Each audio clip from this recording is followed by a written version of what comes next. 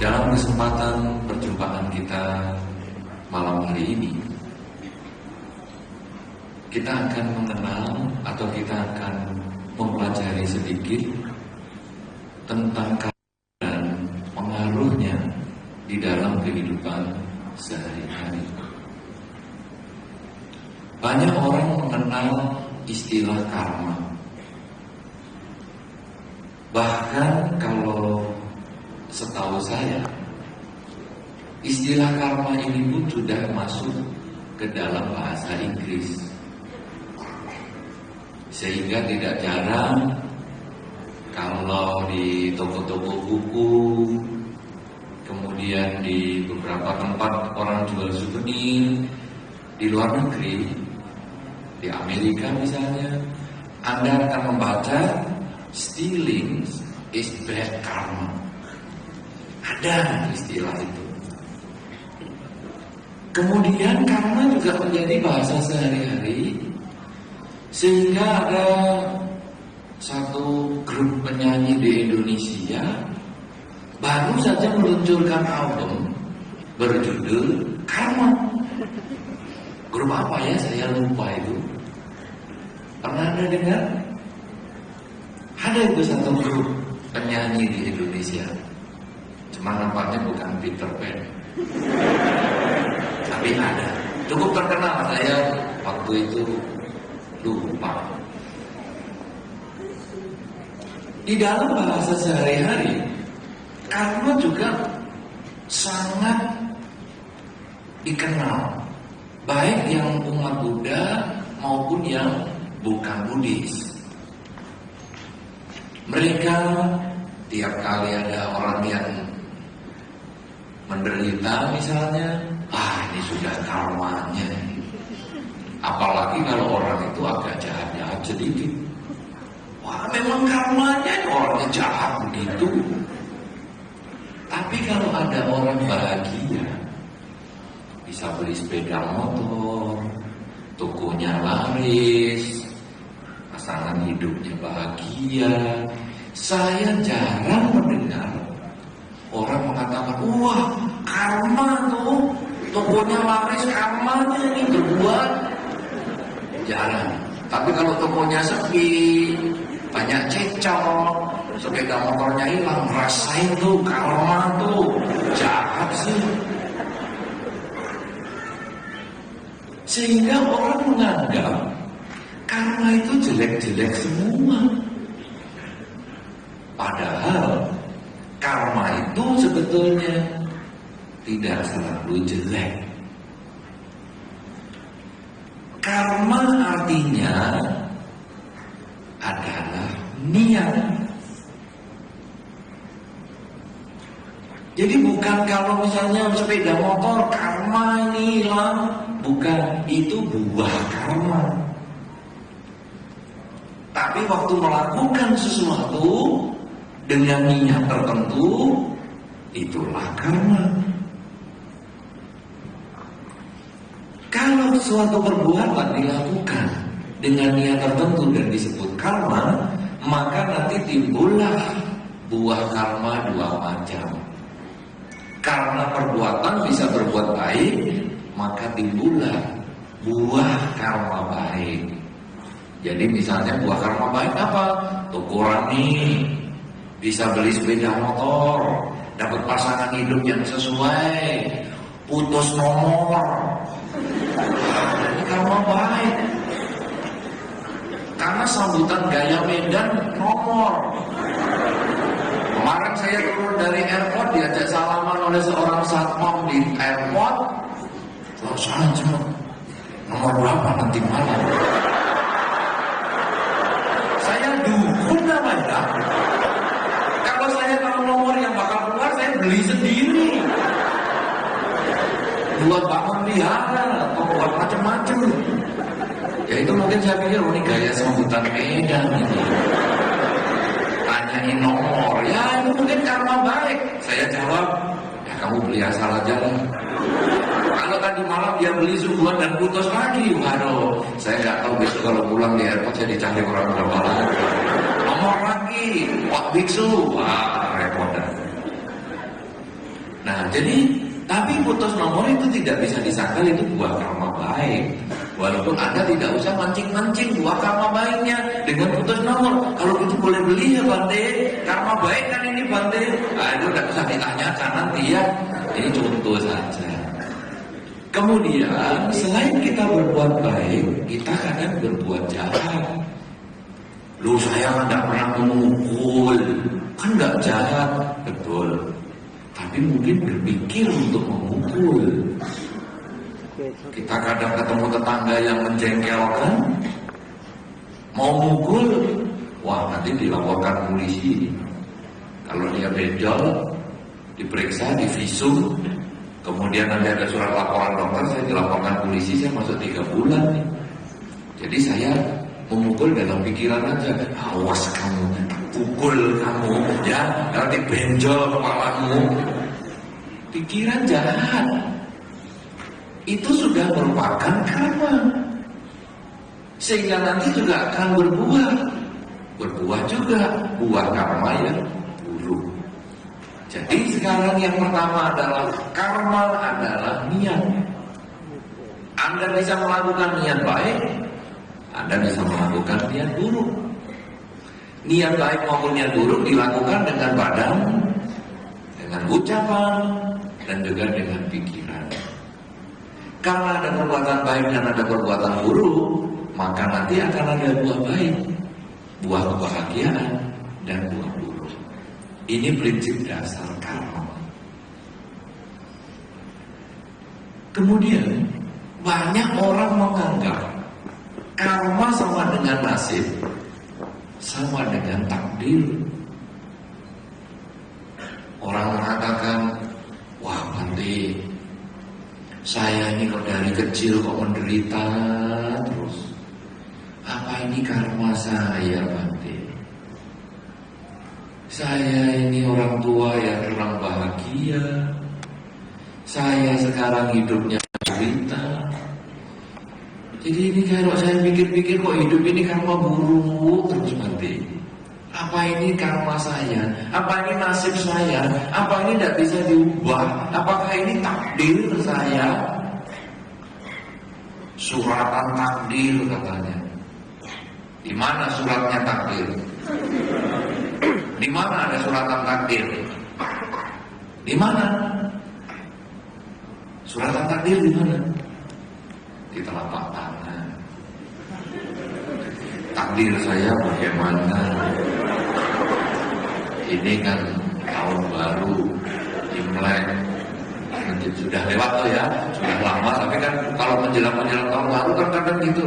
Takdir saya tahun ini bagaimana ini? Pergi ke tukang farm yang mana-mana. Ini karma saya bagaimana?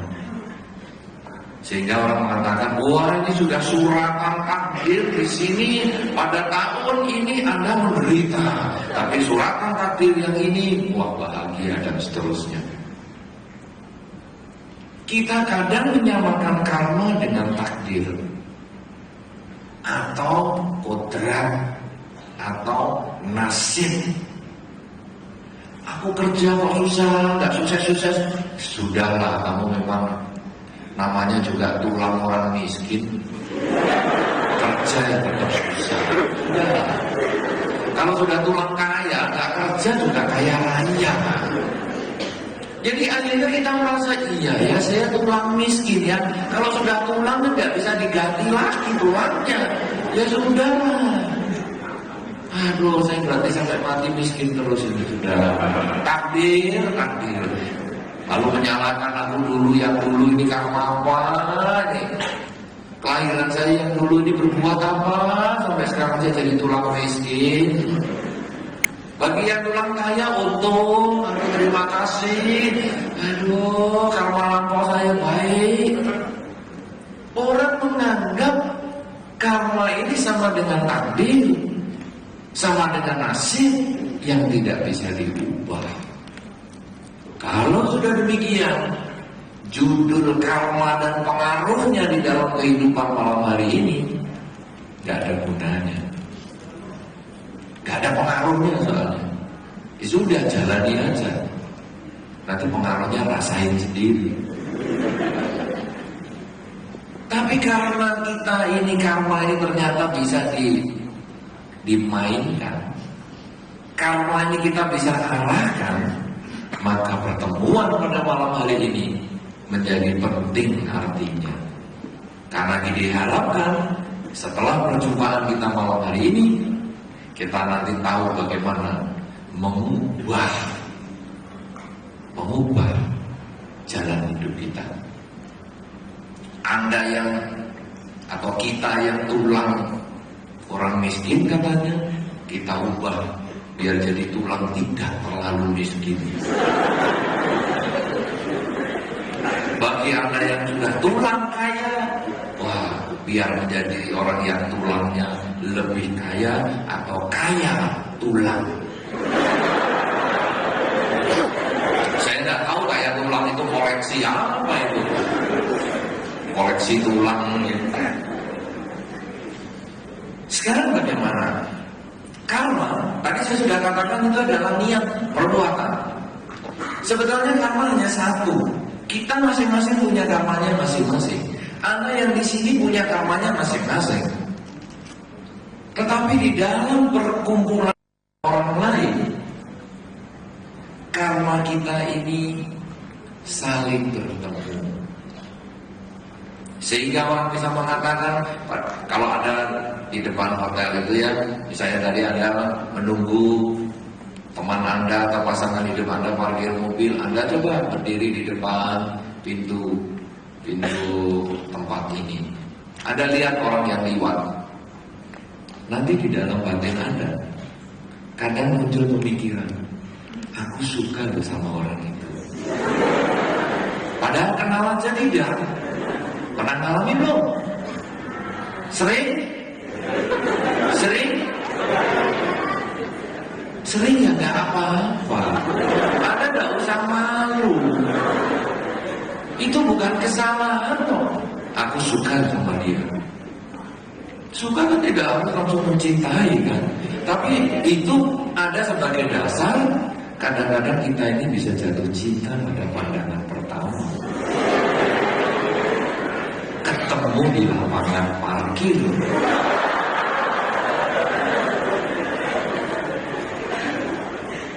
Tetapi Anda juga harus memperhatikan satu sisi yang lain.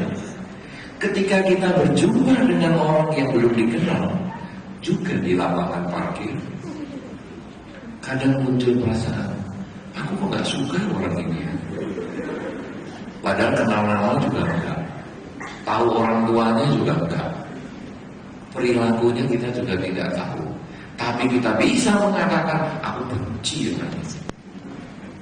Kenapa ini?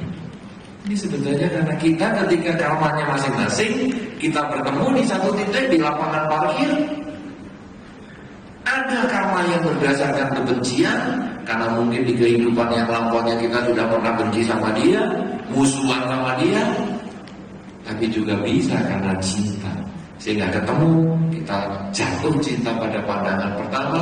Begitu dilihat, wah langsung puyeng kepala.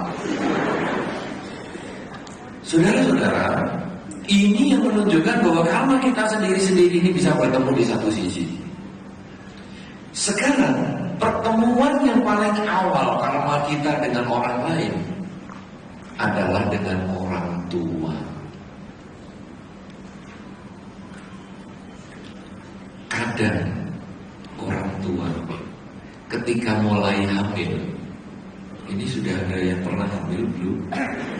Soalnya ini masih banyak yang muda nih daripada yang tidak muda. Siapa yang pernah hamil?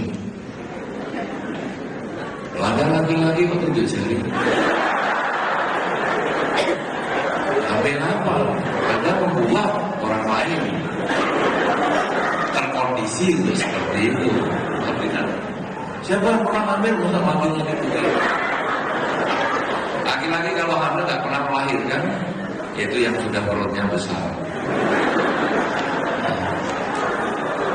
Karena sudah jadi bos.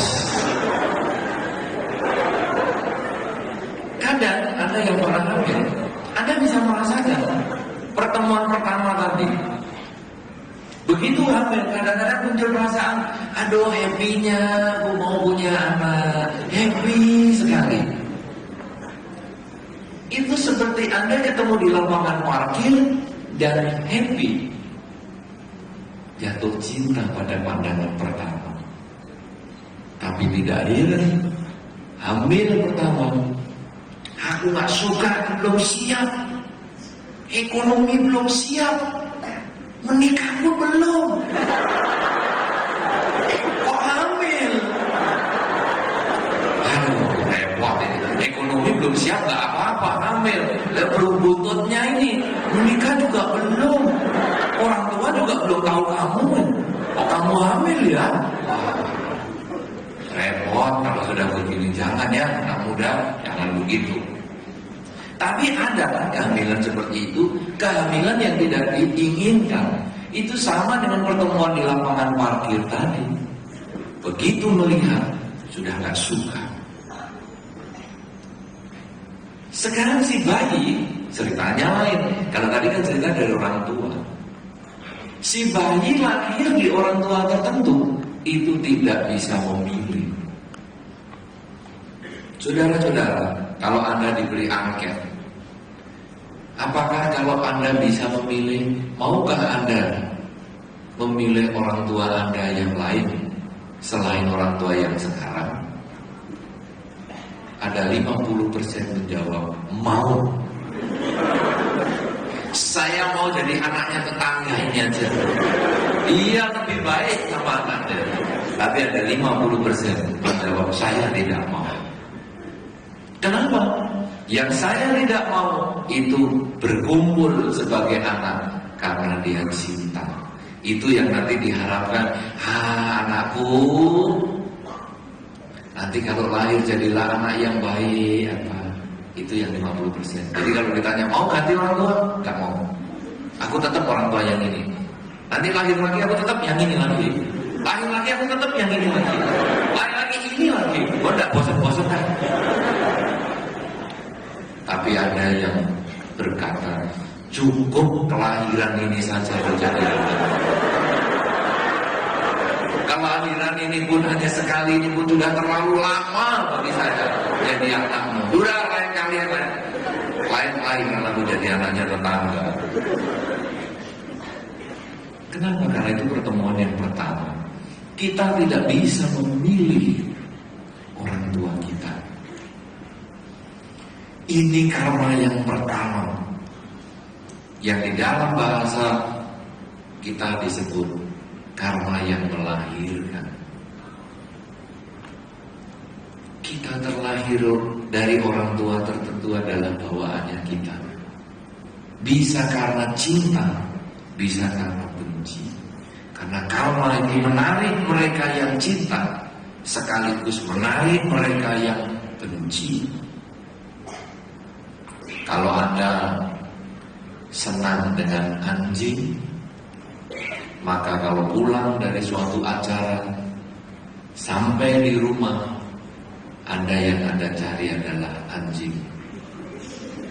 Mana si Brownie? Mana si Blackie? Mana si Blackie?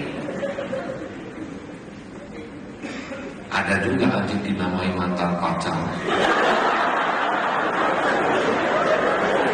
Saking bencinya dia menolak dirinya. Aku sudah cinta mati-matian kok menolak. Sudah anjingku aku namai nama pacarku. Jadi begitu pulang dipanggil nama pacar. Saya tidak panggil satu nama, nanti siapa tahu di sini ada yang namanya sama. Wah, ketemu orang beda. Bisa pulang bahaya nih. Saya kalau dijadikan contoh, Bande, saya keberatan ini. Contoh dari anjing lagi. Itu bisa seperti itu, panggil nama. Kenapa? Karena kita cinta, kita cari anjingnya. Tapi kita benci dengan kutu anjing. Itu juga kemana-mana kutunya dicari. Begitu pegang anjingnya langsung dicari kutunya. Kalau cinta pegang dicari anjingnya untuk digendong, untuk disayang. Sudahlah kalau si dia namanya Si itu tidak mau jadi pacarku, anjing inilah jadi pacarku, digendong sana, digendong sini. Karena kita sayang. Tetapi kalau kita benci, yang kita cari juga butuh sampai selip-selip ke kaki-kakinya anjing, sampai ke balik-balik buntutnya, sampai ke pangkal-pangkal buntutnya. Dicari tuh butuh. Karena kita benci. Cinta dan benci saling mencari. Cinta adalah mencari untuk mendekat. Benci dicari untuk menjauhi. Tetapi nanti di dalam teknik karma ini, cinta dan benci akhirnya selalu mencari, selalu mendekatkan. Sehingga itu muncul dari pengalaman, bertemu seseorang, langsung suka. Karena itu cinta berdasarkan saling mencari. Bertemu seseorang, langsung tidak suka. Itu karena berdasarkan kebencian. Sekarang orang tua seperti itu, kalau kita memilih atau kita terlahir sebagai anak tertentu, kita tidak bisa milih, itu bagian karma kita. Dan karma yang melahirkan, ini sekarang misalnya ada orang tua pandai, kadang anaknya ikut pandai.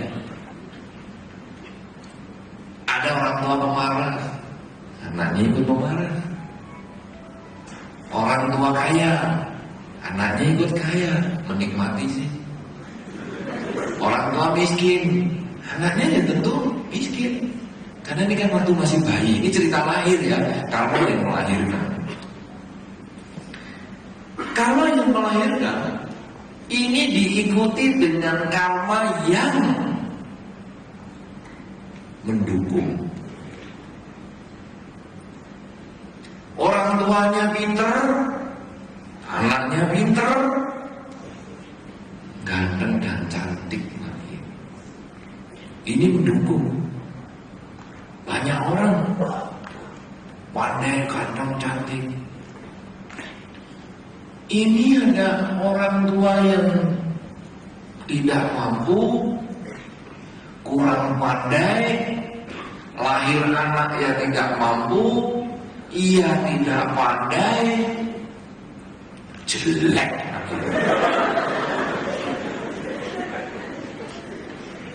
Hidungnya tidak simetris, bibirnya ya ini bibir atau kaleng yang terbuka, kuping tinggi sama rendah, sudah gitu agak pendek seperti Doberman dipotong. Itu karena yang mendukung. Yang pertama tadi sudah lahir di keluarga bagus, penampilan bagus. Yang kedua ini keluarganya sudah kurang bagus, penampilan juga tidak bagus. Ini adalah karma, saudara. Tetapi selain ada karma yang melahirkan, ada karma yang mendukung, ada karma yang mengurangi. Kita sebetulnya nanti akan menekankan pada karma yang mengurangi ini. Kenapa demikian? Tadi lahir di keluarga yang sukses, pandai, kemudian dia juga terlahir penampilannya bagus, cantik, ganteng, pengetahuan damanya bagus. Tapi ada karma yang mengurangi. Yang menguranginya apa? Perilakunya dia saat ini. Karena pengetahuan damanya bagus, kadang kemudian dia berani melakukan berbagai pelanggaran. Pinter, sudah pinter sekolahnya, pinter orangnya, cerdas, pengetahuan damanya bagus, itu bisa bengkok nanti. Karena damai ini kalau kita belajarnya gak hati-hati, dikatakan di dalam salah satu khotbah Sang Buddha, seperti kita memegang ular. Kalau ular ini dipegang kepalanya, aman. Ular jangan ditembak nomor 36. Ular dipegang kepalanya, nurut. Kepala besar apa kecil? Ular dipegang buntut, gigit. Dhamma juga begitu. Kalau kita bisa memegang Dhamma dengan benar, sangat bermanfaat. Tapi kalau kita memegang Dhamma secara salah, seperti pegang ular pada ekornya, kita bisa menderita. Orang yang tadi pandai, orang yang tadi ngerti Dhamma, mungkin dia menyalahgunakan Dhamma. Bagaimana nih? Ya, sebetulnya kalau kita sudah ngerti Dhamma, bohong-bohong dikit gak apa-apa kan. Karma ini kalau bohong ya buahnya cuma dibohongi ya sedikit lah. Malah ada yang mengatakan begini, Bante, saya pernah makan tempe Bante di warung. Waktu itu tempe harganya satu potong 200 rupiah. Saya makan 5, saya mau makan 3. Jadi saya hemat 200 rupiah kali 2. Kan gak apa-apa Bante. Nanti kalau harta saya yang sedemikian banyak hilang 200 rupiah kali 2, kan cuma sedikit, 400 rupiah, kecil Bante. Jadi saya biasa makan tempe 5 ngomong 3, kecil, 400 rupiah sih.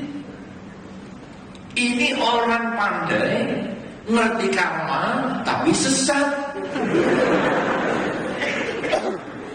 Kemudian saya jawab begini, memang 400 rupiah itu kecil, tapi berapa keuntungan ibu ini? Ibu ini keuntungannya satu hari 4.000 rupiah. Jadi kalau 400 rupiah, berapa persen? Berapa persen tuh? 10%. Ya kamu siap gak? Hartamu hilang 10%. Loh, nah masa 400 rupiah kalau uang saya 1 miliar 10%? Apa itu? 100 juta ya? Masa 400 rupiah saya tak bayar 400 rupiah, masa hilang 1 miliar jadi 100 juta? Berat dong. Kamu kalau tanam padi 1, masa tumbuhnya padi juga 1?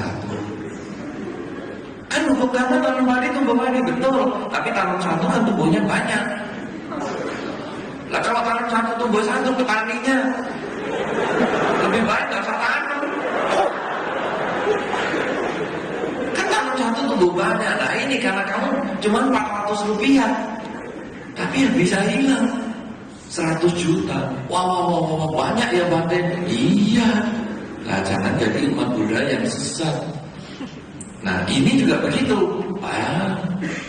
Orangnya pandai, orang tuanya pandai, kaya raya, kemudian anaknya juga pandai, ngerti Dhamma dengan baik. Minum minuman keras gak apa-apa.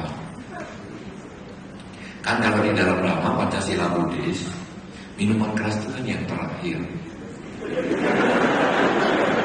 Berarti sebetulnya kecil hukumnya. Dan kalau kita lihat membunuh, ini kan ada objeknya. Sila yang pertama berlatih untuk tidak membunuh. Ini kan ada objek yang dibunuh. Yang kedua mencuri, ada objek yang diambil barangnya. Yang ketiga berzina, ada objek yang diperzinai, dijinai. Yang keempat bohong, ada objek yang dibohongi. Tapi kalau mabuk, kan saya sendiri. Jadi mabuk aman. Dan saya mabuk di kamar saya sendiri. Karena kan di dalam buku Dhamma ada mabuk ini yang menimbulkan pembunuhan, pencurian, bohong dan mabuk-mabuk apa? Ya ini, pencuri, membunuh, berzina dan bohong. itu orang mabuk. Ya kan? Ada yang seperti itu. Nah di buku ngomong begitu. Nah saya mabuknya kan di dalam kamar tertutup, kuncinya dititipkan tetangga. Kan saya tidak mungkin membunuh, saya tidak mungkin mencuri, saya tidak mungkin berbohong, saya juga tidak mungkin berzina. Jadi aman sudah. Ini orang pinter ngerti dhamma tapi sesat. Kalau sudah demikian, satu ketika dia memang mabuk sungguhan, dia lupa dengan apa yang pintu terkunci dan sebagainya, dia keluar menyetir mobil atau menyetir sepeda motor, kecelakaan, koma, kepalanya kena, koma. Apa gunanya kepandaian? Apa gunanya kekayaan? Akhirnya dia di rumah sakit. Itu namanya tindakan mabuk-mabukan tadi menjadi karma yang mengurangi karma yang sedang berjalan. Yang tadi disebut karma baik, orang tuanya pandai, kaya raya, dia lahir di situ, itu karma yang melahirkan. Kedua, dia lahir dalam bentuk fisik yang bagus, itu karma yang mendukung. Tapi perilakunya dia jelek. Walaupun ngerti dhamma, perilakunya jelek, suka mabuk-mabukan. Ini karma yang mengurangi. Akhirnya dia menjadi kecelakaan, koma, misalnya naik tangga, karena mabuk, tangganya masih naik, dikira sudah rata. Jatuhnya, kepalanya kena benturan, kemudian dia koma, mengubah karmanya. Kemudian setelah sembuh dari komanya, dia jadi orang yang melupa. Ditanya namanya siapa? Siapa yang dulu namanya? Orang tuanya mana? Gak tahu. Kenapa? Dia sudah kena karma yang memotong. Sebaliknya tadi ada orang yang kurang mampu. Dia lahir di keluarga tidak mampu, didukung dengan kelahiran dengan fisik yang kurang sempurna.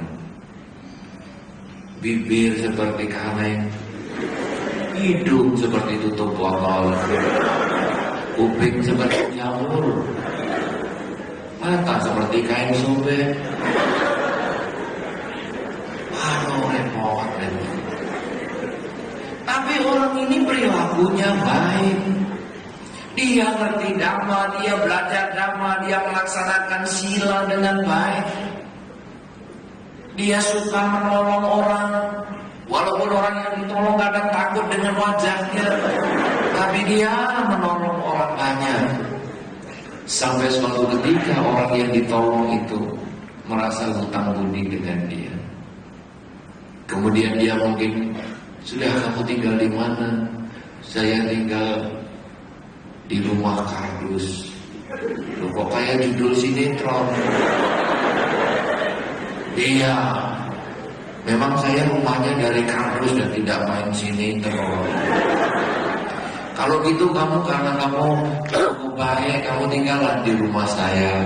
Saya punya rumah kosong. Saya di sini saya punya rumah 3, dan saya kan tiap hari kan hanya bisa pakai 1. Saya tidak bisa tidur di rumah ini, makan di rumah sebelah, kemudian mandi di rumah yang lain, tidak bisa. Jadi rumah saya ada 1 kosong, kamu pakailah. Orang yang dulunya kurang mampu, orang yang dulu penampilannya tidak bagus, karena perilakunya bagus, akhirnya dia malah sekarang bisa meninggali rumah. Kemudian dia tinggal di rumah itu, dia rawat rumahnya dengan baik. Dalam berapa tahun rumahnya bersih, bagus. Akhirnya bosnya tadi datang, wah rumahnya bagus ya, mau kamu ambil apa? Aku gak punya uang. Sudahlah, karena kamu pernah menyelamatkan saya waktu saya dulu kecemplung ke sungai yang airnya kencang sekali, saya tidak bisa berenang, kamu bisa menyelamatkan saya. Sudahlah, rumahnya kamu ambil aja. Akhirnya orang ini bisa berubah karmanya. Orang mengatakan dia tulang miskin, orang tuanya miskin, dia anaknya orang miskin, tetapi karena perilakunya baik, tulangnya berubah tidak terlalu miskin. Sekarang punya rumah sendiri. Mungkin karena bosnya bagus, dia malah dikawinkan juga. Bisa saja kamu pengen kawin sama siapa, sini tak biayai. Kamu pengen buka usaha apa, mau warungan, mau apa, saya kasih modal. Akhirnya dia bisa berubah. Siapa yang membuat berubah? Dirinya sendiri. Oleh karena itu saudara-saudara, karma, suratan karma, suratan takdir nasib memang ada di telapak tangan kita. Kita dikatakan, wah ini kamu lahirnya mestinya miskin, yang ini satunya wah kaya dan sebagainya. Tetapi lihat perbuatan kita. Perbuatan yang berniat kita ini apa yang kita kerjakan? Apakah kita mengembangkan kebajikan? Mengembangkan kebajikan dengan badan kita, mengembangkan kebajikan dengan ucapan kita, mengembangkan kebajikan dengan pikiran kita. Kalau kita melakukan itu, yang dulunya menderita menjadi kurang menderita. Tapi yang dulunya bahagia menjadi lebih berbahagia. Kita bisa mengubah karma kita. Karena itu karma dan pengaruhnya dalam kehidupan. Artinya apa? Perbuatan kita yang kita lakukan dengan badan, ucapan dan pikiran itu bisa mengubah jalan hidup kita. Makanya kita harus berhati-hati. Jangan sembarangan melakukan kejahatan, sekalipun dengan pikiran. Kejahatan dengan badan, kejahatan dengan ucapan itu gampang dihindari. Anda kumpul begini saja, kejahatan dengan badan dan ucapan tidak Anda lakukan. Anda lihat handphone teman Anda dan Anda tertarik, tapi karena begini Anda tidak mau mengambil handphone Anda, handphone teman Anda itu. Wah, handphonenya bagus, sayangnya ketemunya di acara beginian. Kalau mungkin di gedung bioskop sudah saya sikat nih. Jadi perilaku kita memang tidak mencuri, tapi pikiran kita sudah mencuri itu. Dan itu perilaku yang diniati, itu karma buruk lewat pikiran. Kata-kata bukan begitu. Teman di sebelah ini baunya luar biasa. Nampaknya dia belum mandi atau dari pasar. Kita sudah jengkel. Tapi ini kan acara begini, ya sudahlah. Semoga jadi pertemuan ini saja saya ketemu dia. Ya, nggak ngomong apa-apa. Memang karma buruk lewat ucapan tidak diekspresikan. Anda tidak berani mengekspresikan nyalimu. Ya dong, ekspresikan nyalimu. Anda tidak berani mengekspresikan nyalimu, tetapi di dalam pikiran Anda, ada orang baunya ya. Minggir sana. Pergi. Pikiran jahat saja. Jadi kalau tidak melakukan kejahatan dengan ucapan, tidak melakukan kejahatan dengan perbuatan badan, gampang. Tapi tidak melakukan kejahatan dengan pikiran ini susah sekali. Padahal di dalam dharma, kalau kita membuka dhamma pada, pikiran pelopor segalanya. Bukan ucapan pelopor segalanya, bukan perbuatan pelopor segalanya, pikiran pelopor segalanya.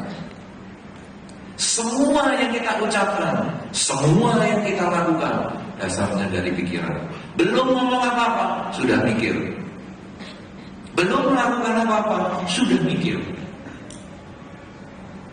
Ini yang kita harus lakukan sekarang, perbaikan lewat pikiran kita.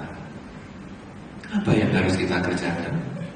Kita mengembangkan pikiran positif setiap saat. Bagaimana cara mengembangkan pikiran positif setiap saat? Anda bisa mengisi pikiran Anda setiap saat dengan kata-kata yang baik.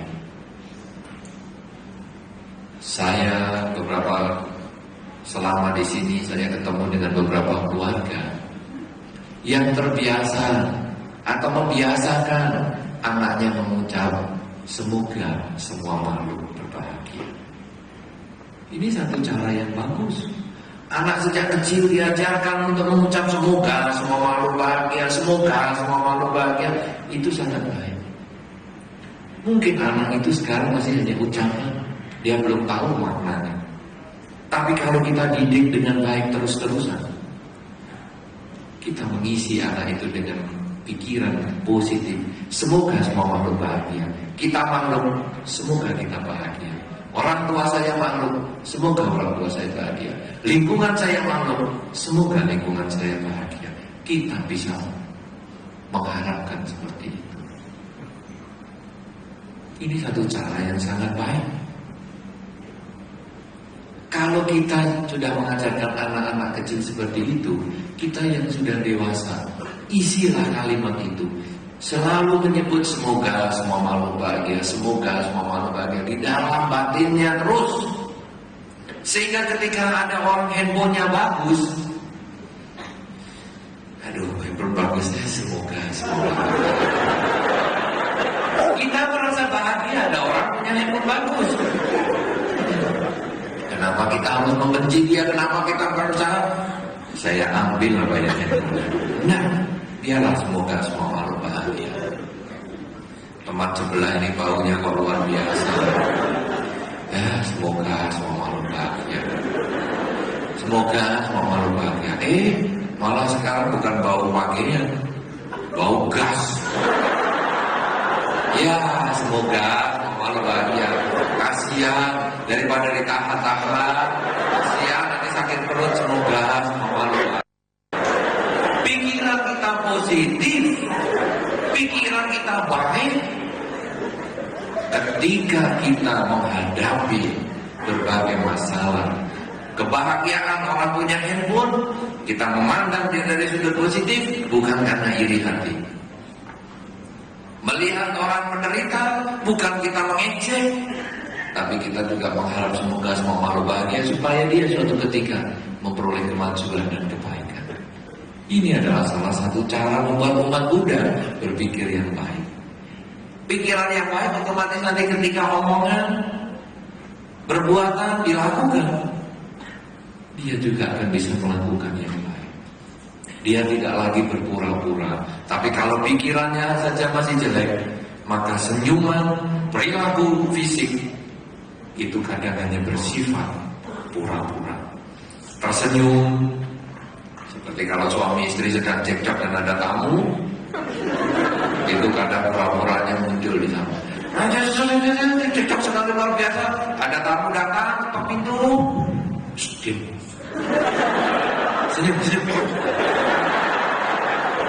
Mertua datang, senyum. Baik, sama mertua. Nah, sudah mertua pulang, lanjutin lagi. Ronde kedua. Kenapa kita harus bersifat munafik seperti itu? Kenapa kita harus berpura-pura yang menimbulkan sakit di hati? Kita kan semoga semua makhluk bahagia, sehingga akhirnya keinginan untuk menyakiti orang lain pun tidak ada, termasuk itu pasangan hidup kita. Karena menyakiti orang yang kita sayangi sesungguhnya adalah seperti menyakiti diri kita sendiri. Tapi kadang orang lupa.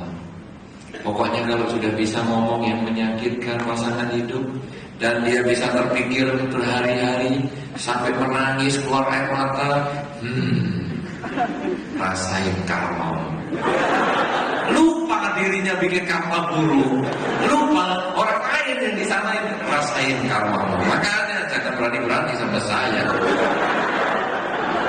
Apa bangganya bikin orang menangis?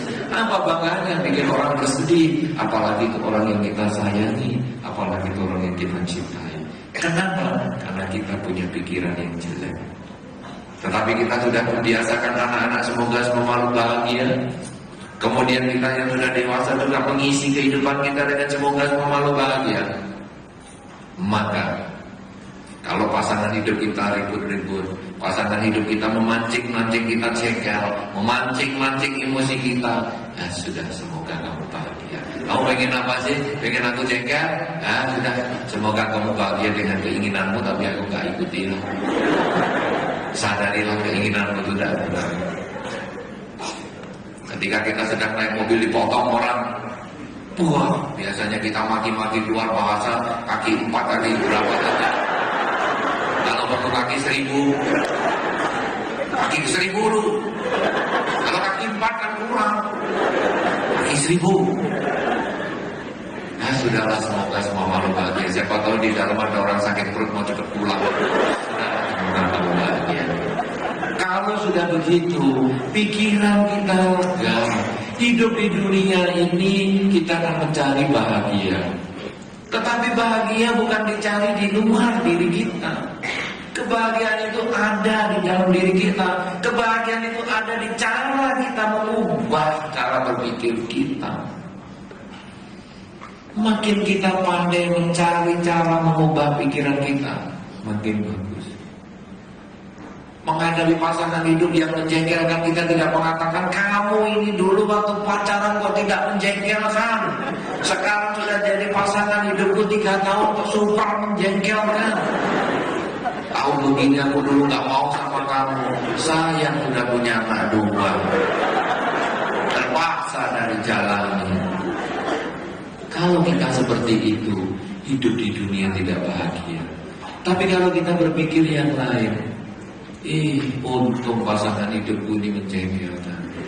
Kenapa? Mengurangi karma burukku. Makin dia sering aku jengkel, sebetulnya ya makin dia aneh-aneh, karma burukku bisa berkurang. Tapi kalau aku bisa memaafkan dia, ini guru kesabaranku. Jadi begitu istri atau suami menjengkelkan, terima kasih guru kesabaranku.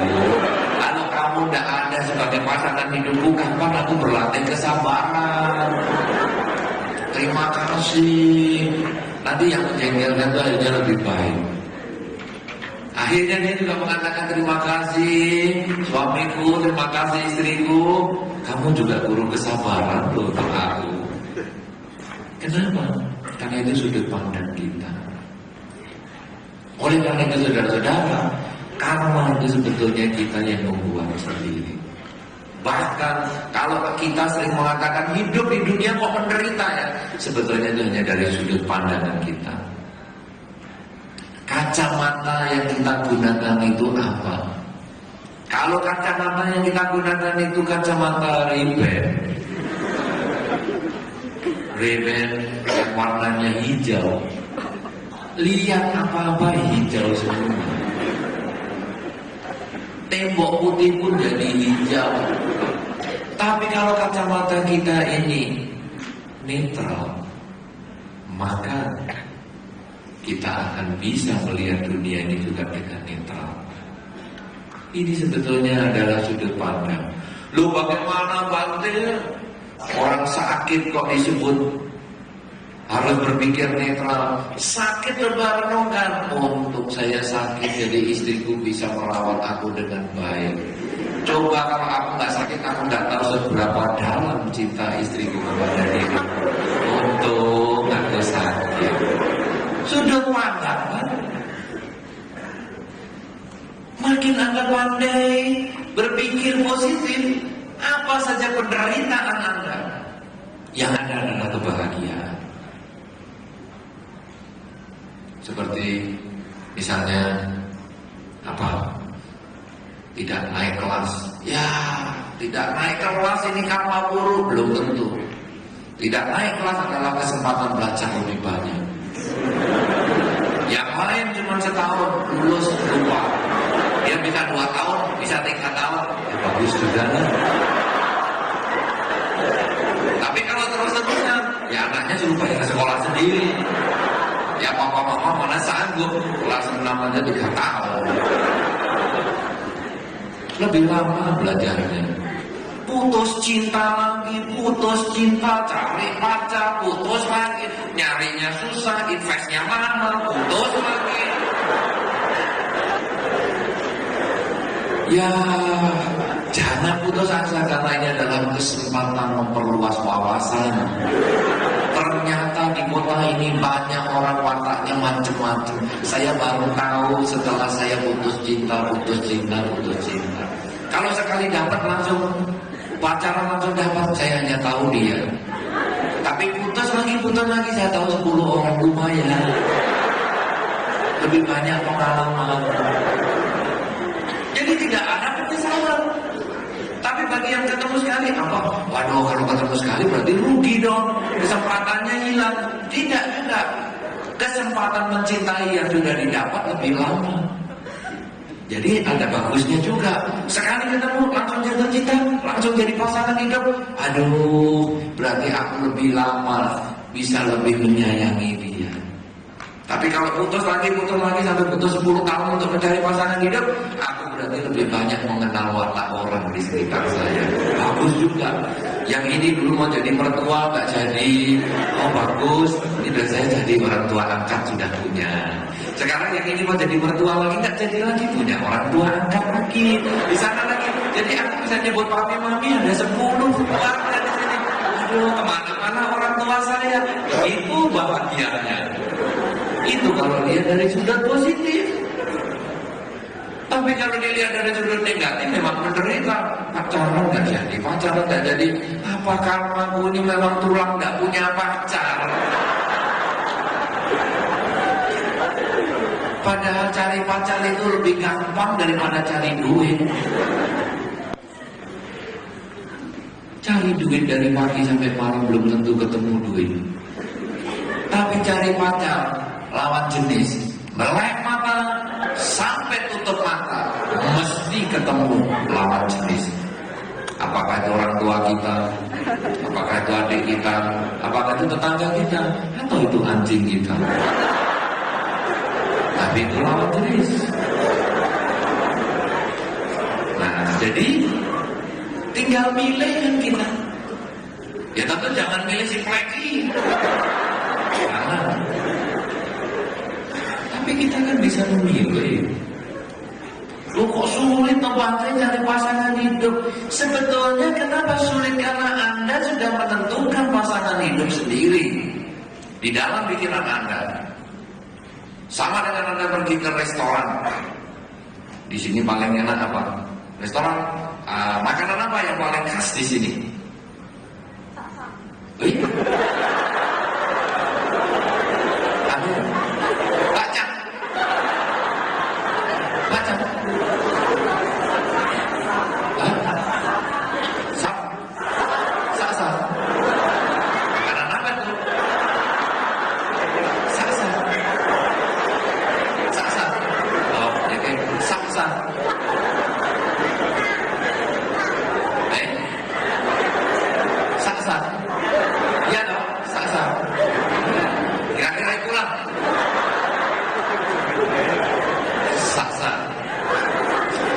Saya tahunya salsa. Salah satu jenis tadi saya ngomong salah, lebih baik disiplin. Pada saat Anda memesan nasi goreng di restoran, Anda sudah menggoreng nasi itu di dalam pikiran Anda sendiri. Nasi goreng kriterianya adalah seperti ini, harus seperti itu. Tapi di Jawa nanti Anda ketemu nasi goreng dicampur dengan mie. Di sini ada enggak? Enggak ada kan? Nanti Anda ketemu di Jawa nasi goreng dicampur dengan mie. Itu Anda bisa bingung. Kenapa? Karena Anda sudah menggoreng nasi itu sendiri. Jadi begitu keluar yang ada minyak, ini bukan yang saya pesan. Ini nasi apa? Nasi goreng kok ada minyak? Untuk nasi goreng dicampur mie. Nasi goreng dicampur bakso, wah jadi apa itu? Nah, itu sebetulnya adalah karena kita sudah menggoreng membuat kita sulit untuk mendapat yang cocok. Pasangan hidup juga sama. Karena kita mencari pasangan hidup itu di dalam pikiran sudah ada. Saya mau cari pasangan hidup yang tenang, tidak suka bepergian. Saya tidak kepingin ditinggal-tinggal. 2, selain dia tidak suka bepergian, dia pandai. Dalam bahasa selebritis kalau mau cari pasangan hidup smart katanya. Ngomong pandai aja pakai smart. Kemudian selain pandai, humoris, lucu-lucu.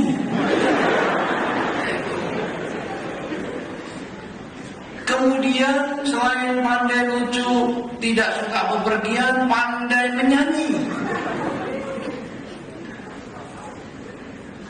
Anda tidak mencari pasangan hidup, Anda mencari televisi. Televisi tidak pernah bepergian. Televisi pandai, apa saja bisa, wis bisa.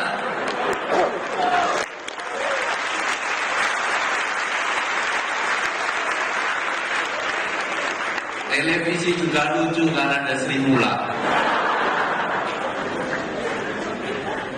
Televisi juga pandai menyanyi karena di situ ada acara-acara nyanyi-nyanyinya.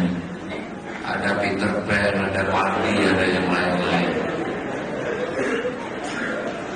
Nah kalau sudah begitu, Anda cari di kelompok manusia ya tidak ketemu pasangan hidup. Karena kan yang dicari televisi. Jadi tiap kali ketemu, dia memang pendiam, jarang pergi, tapi kuper, kurang pergaulan, tidak pandai.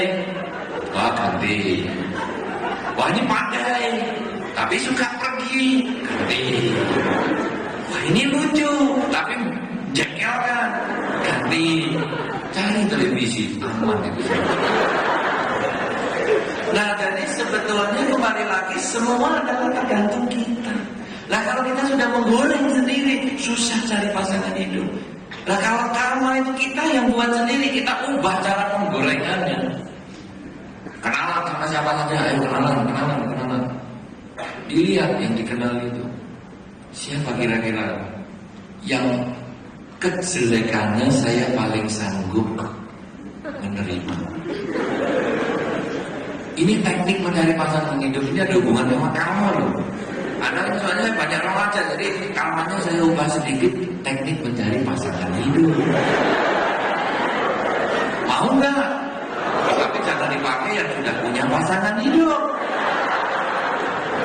Nanti jadi hidup berpasang-pasang semua. Pasang copot. Anda dikenalkan sama siapa saja, terima. Jangan aku masa mau dikenalkan kayak dagangan. Tidak, kenalan sama orang itu tidak ada salahnya. Tinggal kita nanti suka atau tidak. Banyak orang ketika mencari pasangan hidup hanya melihat dia kelebihannya apa. Wah kelebihannya bibirnya panjang, melebihi ukuran normal.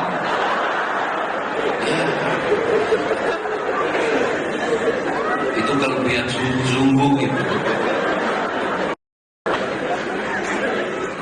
Cobalah Anda sekarang pada saat dikenalkan Anda melihat kekurangannya dan Anda berpikir, kekurangan apa yang saya paling sanggup terima. Dikenalkan 5 orang.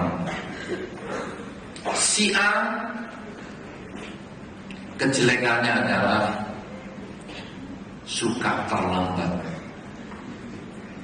Kalau janji jam 7, katanya jam 8, dan wajahnya juga kelihatan tak bersalah.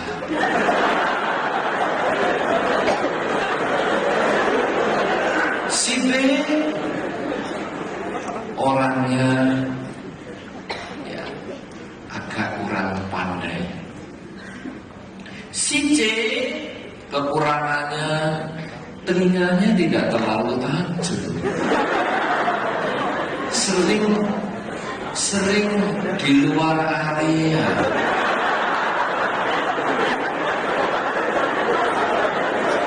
Jadi tiap kali diajak ngomong nggak nyambung karena di luar area putus-putus sinyal tidak kuat.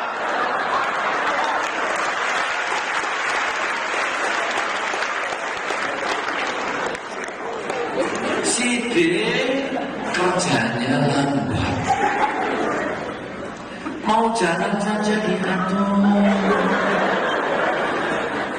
wangiannya kok, dasinya sudah cocok belum, ngomongnya pelan.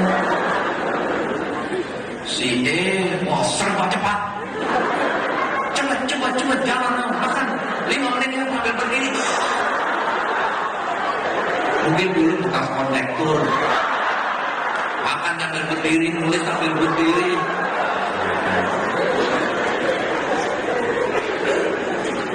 Sekarang kita lihat kekurangannya ini.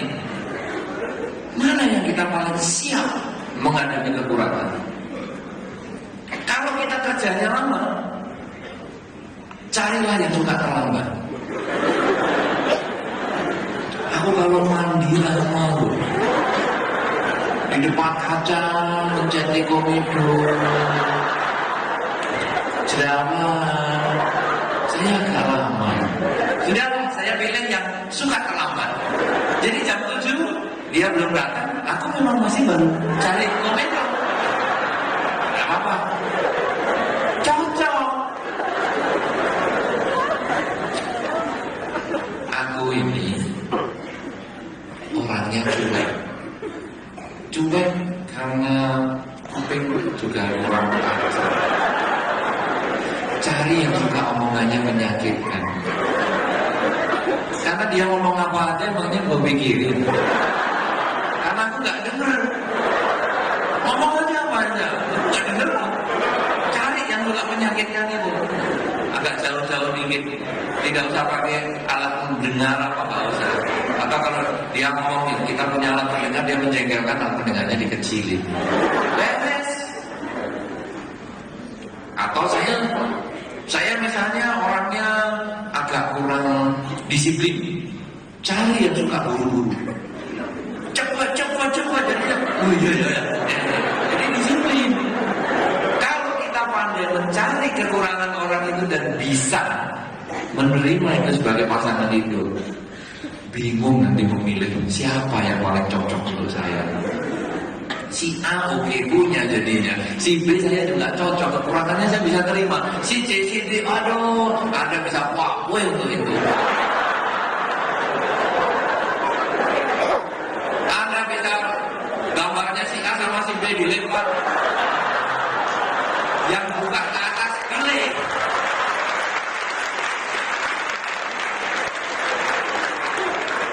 Kenapa? Karena Anda menyesuaikan diri. Begitu Anda pergi ke restoran, nasi goreng, gak usah goreng dulu. Nasi gorengnya ada yang campur mie, ada yang campur bakwan, ada yang dicampur dengan bakso, ada yang dicampur dengan kuah. Terima aja. Lihat mana yang paling cocok. Oh, ternyata nasi goreng dengan kuah ini enak juga. Kenapa? Minyaknya gak terlalu banyak. Oke, itu terima. Kita bisa menerima kekurangannya, cepat dapat pasangan. Karena itu bagi Anda yang belum dapat pasangan, siapa yang bisa mempercepat Anda dapat pasangan itu? Anda sendiri. Apa itu? Karma Anda sendiri. Karena itu karma dan pengaruhnya dalam kehidupan itu besar sekali. Perbuatan kita, usaha kita, perjuangan kita. Kalau Anda bisa lakukan itu, hidup di dunia bahagia. Siapa yang bikin bahagia? Diri kita sendiri. Karena itu sekarang karma adalah niat. Bisa ada karma baik dan karma buruk. Dan kita dalam berkumpul dengan orang banyak, ternyata ada karma yang 4 macam. Karma yang melahirkan, karma yang mendukung, karma yang sudah melahirkan tadi, yang jelek tambah jelek, yang baik tambah baik. Ada yang mengurangi, yaitu perilaku kita sendiri. Perilaku baik akan memperbaiki karma yang sudah baik, perilaku jelek akan memperburuk karma yang sudah baik. Kemudian ada karma yang memotong. Dulunya bahagia, kalau perilaku kita banyak jelek, jadi menderita. Kalau dulunya menderita, banyak perilaku baik, hidupnya lebih bahagia. Kalau sudah demikian, kita kemudian mengembangkan cara berpikir yang positif, karena itu adalah bagian dari karma kita. Pikiran positif menimbulkan ucapan yang positif, juga perbuatan yang positif. Pikiran yang positif caranya adalah sering mengembangkan kalimat semoga semua makhluk berbahagia, semoga semua makhluk berbahagia, semoga semua makhluk berbahagia. Itu yang terus kita pancarkan, sehingga nanti ucapan kita otomatis kadang-kadang nanti searah, sejajar dengan kalimat semoga semua makhluk bahagia. Demikian pula dengan perilaku kita. kita pun selalu berusaha untuk membahagiakan lingkungan kita. Dengan demikian, karma sangat besar untuk perilaku kita, sangat besar pengaruhnya untuk jalan hidup kita. Karena itu, berbuatlah kebajikan sebanyak-banyaknya dengan pikiran, ucapan, dan perbuatan badan kita, sehingga akhirnya kebahagiaan menjadi milik kita. Karena karma berpengaruh untuk kehidupan kita. Inilah yang saya sampaikan dalam kesempatan pada malam hari ini. Semoga Anda bisa membawa bekal, mendapatkan bekal. Ini yang harus saya lakukan, mengembangkan kebajikan dengan pikiran, ucapan, dan perbuatan untuk mengubah keburukan menjadi kebaikan, kebahagiaan menjadi lebih berbahagia. Semoga Anda berbahagia, semoga semua makhluk, baik yang tampak maupun yang tidak tampak, memperoleh kebaikan dan kebahagiaan sesuai dengan kondisi karmanya masing-masing. Sabe sata bawantu sukhi mata.